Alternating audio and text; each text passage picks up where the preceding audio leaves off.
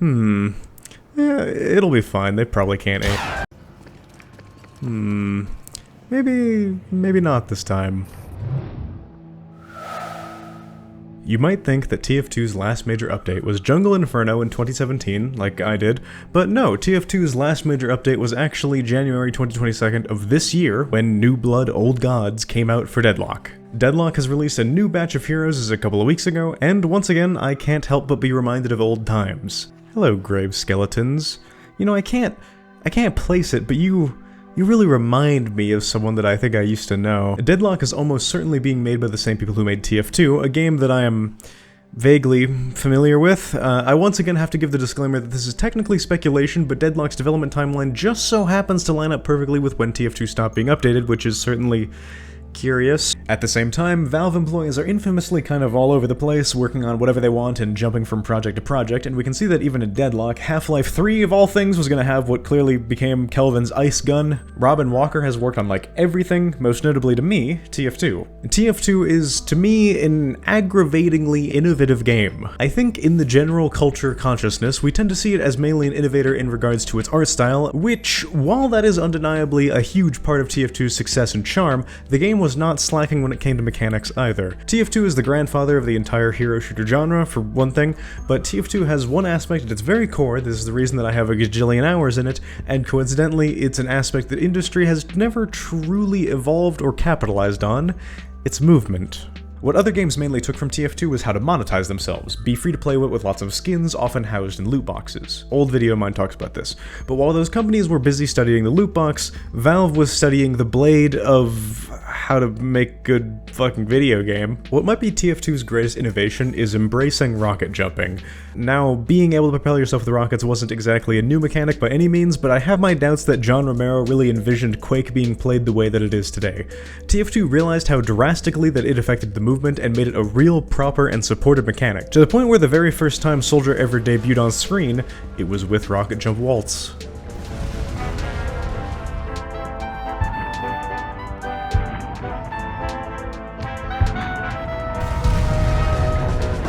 In TF2, there are items specifically built around rocket jumping, and it became a natural skill that Soldier players were expected to learn.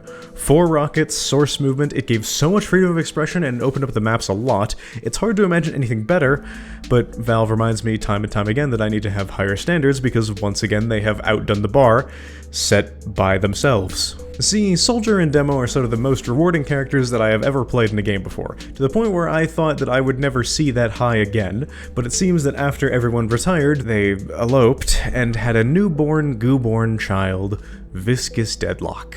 This is Viscus. Viscus is goo. Goo go punch. Viscus go punch. Viscus go fast. Really fast. Viscus with rapid recharge gets 4 punches that control, in broad terms, like rocket jumps do. You hit a wall, anything nearby gets sent in the direction of the splash, it can be him, enemies, or even allies, and on top of that you have Deadlock's stamina system to move around with too. Dashes, dash jumps, wall bounces, all can be combined with the punches to create one of the most dynamically mobile characters I have ever played. At any time he can swap between using his punches for movement, to using his punches offensively, both for raw damage, and also to deny enemies from retreating. Viscus has got to be aware of his environment, for what surfaces he can use, both for his own movement and also how to hit enemies. Now does that sound any familiar to a certain patriotic fellow? Viscus is mobile in a very interesting way because it's not like you have no clip. It requires a lot of technical and mechanical knowledge and prowess to be able to pull off his fastest rotates. Though it pains me to admit, because of how much I love rocket jumping, I think he manages to even improve on TF2 because his tools themselves are simple and easy to understand. There is no borderline engine exploits like C-tapping that you need to learn, you just punch and you go. He genuinely feels like an evolution of Soldier rather than one of many poor imitations of one of the goats. But there's another father to Viscus besides Soldier, and if to help prove my point, there was a patch recently that adjusted Viscus a little bit that perfectly highlights his black Scottish heritage. Not only did he get more air control when punch jumping, making air strafing easier and also better, but they also adjusted his first ability, his 1. It's a ball of goo that explodes when you launch it and it does damage. It used to play vaguely like condensed sticky spamming where you throw it at people and then it immediately detonates, but now it has an extra bounce, even at the start of the game. A projectile that you lob in an arc that bounces once before exploding. What a novel idea. I think I might have also made it sound like the Viscus punch is just for mobility, but it's also You know, a punch. A punch that sends both teammates and enemies alike flying. That alone means that Viscus is not just like a DPS, he's not really just like a mobile character, he's also the best support you could ever ask for if the person piloting him locks the hell in, especially given that he's got a point-and-click instantly make my buddy immortal button, which also itself makes you glide like you're on ice. Viscus punches can reposition himself, his teammates, and enemies without it just being a point-and-click like Bebop. You know that when Deadlock eventually gets a proper pro play scene, entire teams are going to be rocket jumping with Viscus, knowing the exact rollout and having complete faith that their Viscus will land the punches that they need to. The reason that I keep pushing this joke about Viscus being the son of these two is not only because I think it's funny as the true outcome of the war update, but also because I want to emphasize that Viscus truly feels like an evolution of these two characters and how they play, and more besides. I didn't even touch on how Viscus can turn into a bowling ball. The guy has a lot going on. Punch jumping is not just one-to-one rocket jumping. The exact way that your rockets hit a wall in TF2 has a huge impact on where you're going to end up.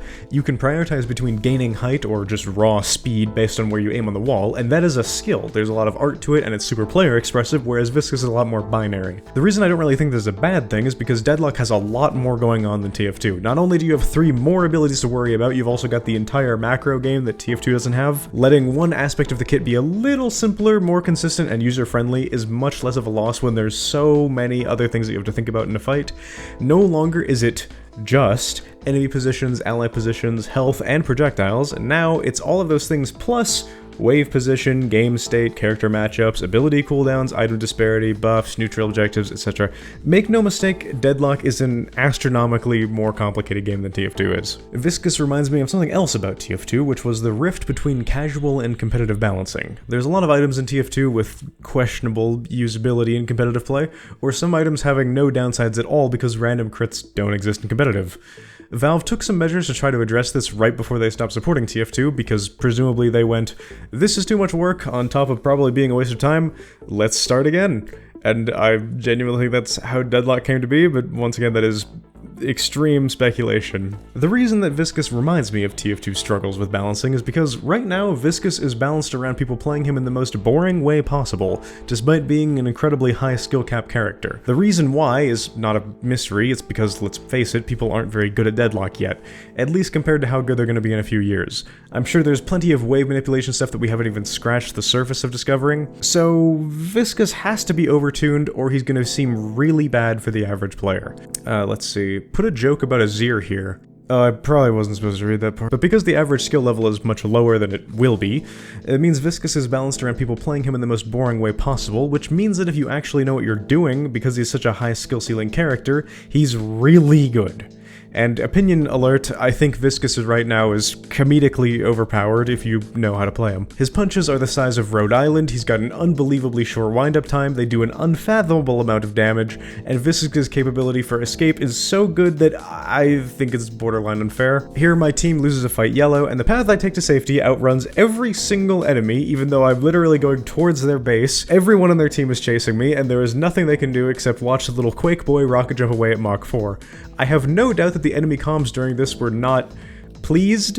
At the same time, maybe Viscus is fine, and I need to stop being the GOAT. I can admit this might be user error. The clip just keeps going. I actually could not write something long enough. It just keeps going. Oh, and because it seems like you can just ask Valve really kindly and get a new parry animation added, if anyone at Valve watches a video, when Viscus parries, please make him hold up like one of his arms and have it like goo morph into a shield brace on his arm, you know, just like his dad, and give him one eye. Something Viscus is using extremely extensively is air strafing, which is a core aspect of all Source games, not just TF2. With proper inputs, you can gradually curve your momentum left and right while you're in the air, which is why Viscus can be so hypermobile and flexible. While you're in the air, you always stop holding W, and you instead hold either A or D, depending on if you want to go left or right respectively, and then gradually curve your mouse that way. Being able to do this doesn't really matter that much in something like Counter-Strike, but in TF2 it was not only regular to boost yourself to speeds that rival the land speed record, but expected in competitive play. And in Deadlock, everyone can get up to a remarkably high top speed by dash jumping, meaning that everyone can play with the movement system, not just soldiers, demos, and medics in the middle of getting dove. Even those with just 2 stamina can perform quite the acrobatic stunts with proper map knowledge, and knowing how to properly airstrafe is going to expand your options so much more. Being able to convert your momentum like it does feels so rewarding because it's restricted. You can't just press a button and instantly convert all of your momentum into a direction of your choosing. If you could, that would be stupid and make fights impossible to follow. Thankfully, there would never be a game on Source with a huge esports scene that would normalize players being able to do that with their Apex Legends. Air strafing does give you a lot of control, but it's honestly much more like controlling a fighter jet. Pressing S will only slow you down, not stop you, and you can only steer rather than turn. A friend of mine asked me what the point of learning how to airstrafe is while recording this video, and then I have to admit that it stun-locked the ever-living hell out of me, because to be frank, it's like asking what the point of a steering wheel is. I honestly forgot that knowing how to airstrafe was not common knowledge. You know how to airstrafe, right? Right? Please tell me in the comments if I'm going insane. Regardless, knowing how to airstrafe isn't like something that will come up in a minute amount of situations. It's going to very fundamentally change the way that you interact with the entire game.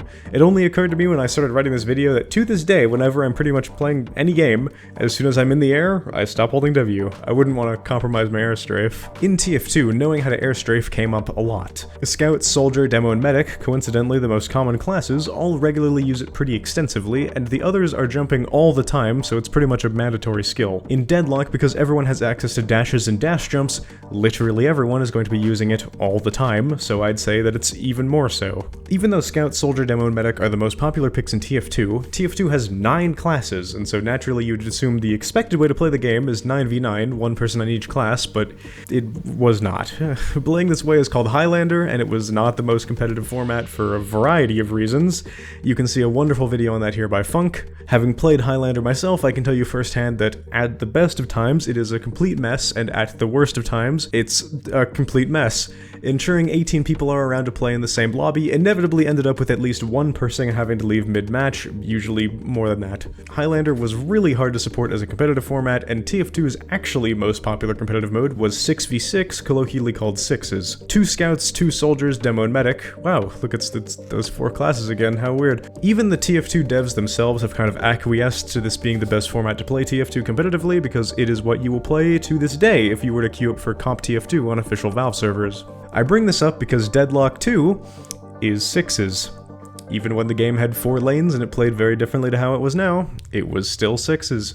Valve dropped support for TF2 immediately after trying their best to make it a competitive game. Keep in mind this is super duper speculation, but I think there is a non-zero chance that what has ended up as Deadlock started life because the TF team realized how dramatic of an undertaking it would be to seriously overhaul TF2 into a competitive game. Not saying that Deadlock was originally a TF2 mod, it started life as a Half-Life game, I'll get into that in a second, but I think there were some significant underlying frustrations that came with the TF team having to wrestle with design choices not even necessarily made by themselves over a decade ago, and they wanted a fresh start. Deadlock was originally known as Citadel in its earliest iterations, and leftovers of that are all over the game still. Half the console commands are still Citadel _, there's still some in there for the Half-Life 2 airboat even, and it's almost unbelievable to me that after all this development time, they've come full circle, not making a Half-Life game or a generic sci-fi game, and instead making an evolution of TF2's art style, a parody of the early to mid-1900s. With the release of the previous set of characters, Drifter, Paige, and the like, they came with a brand new shader, which looks like how TF2 was meant to look. It's been refined further since, and it looks, frankly, amazing. The only way I can think to get across how good it looks is to show you what it used to look like before they added this. Everything is so much more flat, and it looks like playing on a model in Blender. A shader is pretty much the unsung hero of how a game, or really anything animated, looks. Essentially, it determines how the final product will be rendered, which has a huge impact on the final look. Combined with artists that know what they're working with, a special shader is something that can really bring out a lot of artistic flavor. They can help a project aim for photorealism, supporting something like Space Marine, as well as, much more interestingly in my opinion, helping unique art styles to shine, sometimes literally. That's why a game like Valorant looks the way that it does. It's also partially why TF2 looks so unique. If I pull up one of those older clips from Deadlock's past, you can see it has no overbearing, fancy shader effects as they were still working out where they were with the art style. There are even older videos showcasing what Deadlock used to look like when it was still in its sci-fi stage called Neon Prime, and it's clear they have been throwing a lot at the wall to see what sticks. In Deadlock now, though, models have perpetual rim lights and it can make characters look like they walked out of a comic book sometimes. If you look back to some of the oldest TF2 trailers, it's pretty clear this is what they've been striving for all along, but I'll be the first to admit that it feels wrong in some way to compare this to TF2, because TF2's incredibly unique look is not only just being carried by like one thing, everything about the way that game looks is so heavily informed by not just the shader, but also like everything else, the models, the texture work, the environment design, but undeniably the shader is putting in some work too. TF2 is what originally taught me what a rim light even is, and the earliest trailers on 2 Fort show those really exaggerated rim lights everywhere all the time, just like Deadlock now. And also, if you don't know what rimlights are, I covered them in my previous video, and also way more extensively in this one from last year. This topic actually comes up a surprisingly large amount. I was curious how exactly Deadlock achieved its really cool visuals, and purely by chance bumbling around the console, I came across r_draw debug overlays, which lets us see, in essence, how a computer sees Deadlock, which is...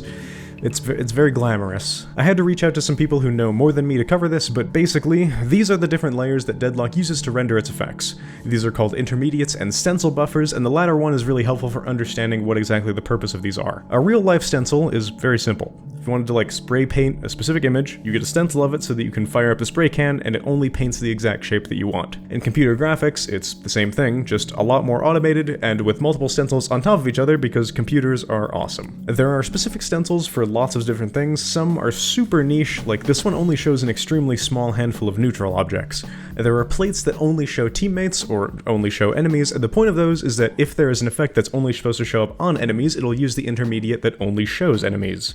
On top of that, this can be used to properly layer the effects, so what you see is like what you're actually supposed to be seeing. This is hard to explain, so I'll just use an example of it being done poorly. Incorrect layering is like this, where someone farther away is visible through someone closer. Obviously, that's not how that's supposed to look. The exact purpose of each of the different plates is a bit dry, so I'll save it for the pinned comment where you can feel free to correct me if you think I got anything wrong, as always. The point of this section of the video is not necessarily to break down the exact inner workings of the game, but more to emphasize that Valve has put a lot of work into this game's aesthetic, and that games are really hard to make. Unfortunately, you can't really clap your hands and summon a game that looks as good as TF2.